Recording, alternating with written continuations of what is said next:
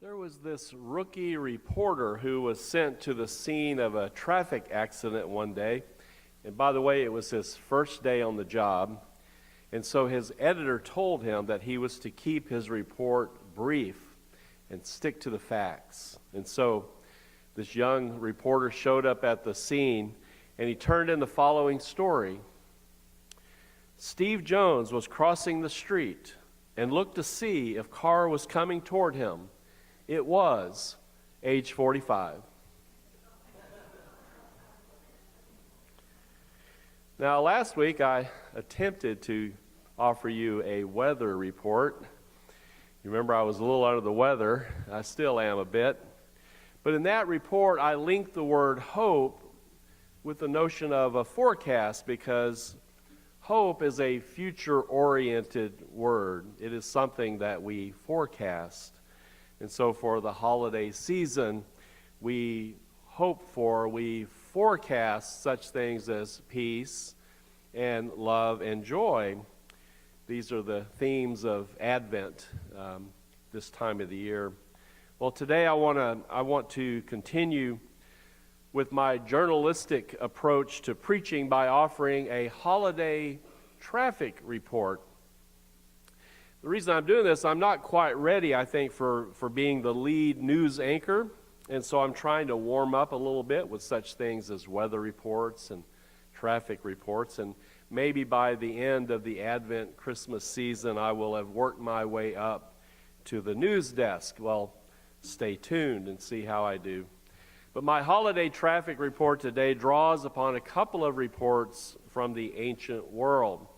And the first one comes from the prophet Isaiah, reporting in the 6th century BC to some fellow travelers who have been living in exile in Babylon for several decades, and now they're about to go home. Now, like many reporters of his time and place, Isaiah believed that the exile was actually God's punishment for their previous sins. Now, that was the news spin of the day. That's how they saw things. When things were going bad, that means that God was punishing them. But now, the punishment has come to an end, and they are allowed to return home. And so the owner of the news station, Yahweh, sends his young reporter to his people to say, "Speak tenderly to Jerusalem and cry to her that she has served her term, that her penalty is paid, and that she has received from the Lord's hand double for all her sins." So they got double portions of punishment from God, according to Isaiah. So now they get to go home, finally. But it won't be an easy trip home by any means. There were no weather reports to refer to in that day, nor were there any traffic reports. Maps were really hard to come by. President Eisenhower had not yet begun the interstate highway system. And of course, GPS, that was still a few years from being invented. And there probably wasn't a clear path at all through this treacherous Arabian desert, much less any well-developed highways. Now, the political roadblocks to their homecoming had been eliminated. What had happened was that the Persian Empire had conquered the Babylonian Empire, therefore allowing many of these exiled peoples to go home. So that was out of the way. But yet there remained the problem of actually getting home by traveling through a vast, harsh, rocky wilderness. Food and water were going to be scarce. And there's always the danger of running into marauders and other bad guys. And so therefore Isaiah decides that he will do everything he can to get them ready for this long and dangerous trip home. He does this by telling them that God will be with them and will make the journey less dangerous and even less exhausting than it normally would be. So I can just picture young Isaiah, this budding reporter, standing before the people offering his traffic report as they ready themselves for the trip, crying to them with a loud voice, "In the wilderness, prepare the way of the Lord.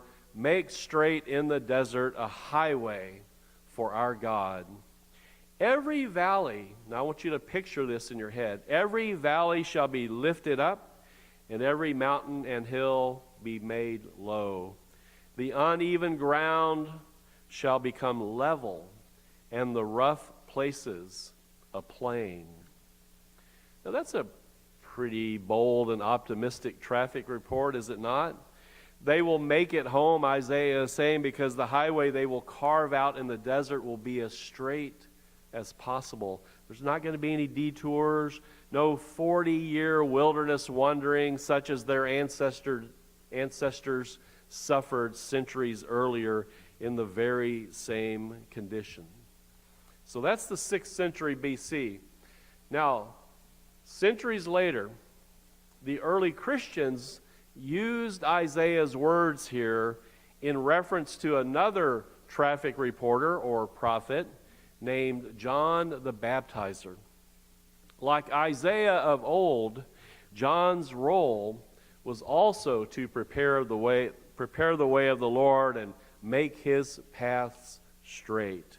Of course, he's talking about Jesus the Christ.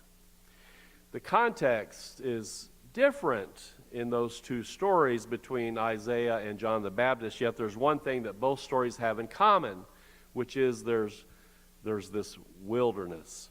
So Isaiah's report is covering the vast area known as the Arabian Desert, whereas John the Baptist is a wilderness prophet. That's where he lives. He eats a lot of funny food and dresses funny, and he is being called to prepare the way for God's Messiah, Jesus the Christ. Fast forward a couple of thousand years now, and our context is even more different. And yet, doesn't our journey through the holiday season often feel like wandering in the wilderness looking for the Messiah of God? Doesn't this sometimes feel like rough terrain? There are highs and lows and peaks and valleys. And sometimes the holiday highway runs fairly smooth. And yet other times there are roadblocks, detours, potholes, and yes, traffic jams, especially traffic jams. Now I realize we preachers, we talk about this almost every year, about the holiday season and all the pitfalls, and yet nothing really ever changes, which really makes me question the benefit of my profession at times.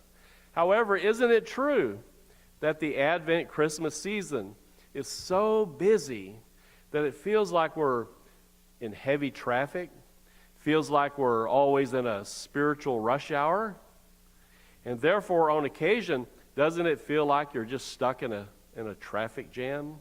I understand there was a pretty good traffic jam coming in on 70 this morning from St. Charles. Maybe some of you experienced that. Traffic jams are inevitable. And so how do we travel down this holiday highway without getting spiritual road rage? How do we do this without running out of gas? Well, I'm going to offer you an exercise, something you can actually physically do when you're literally driving down the road. The one thing we can do when we are both spiritually and literally stuck in holiday traffic is to reflect on our four wheels of our vehicle, whatever you might drive, the four wheels of the Advent season: peace, or hope and peace and love and joy. And we can do this by designating each one of our tires as one of these four themes. So it's going to be a mental exercise for you, something you can do when you're stuck in traffic.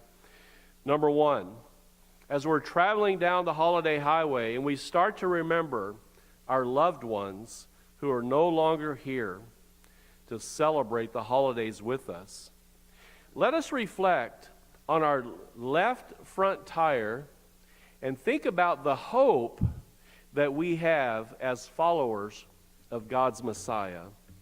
As the Apostle Paul said, We would not have you ignorant, brothers and sisters, concerning those who are asleep, that you may not grieve as others do, who have no hope.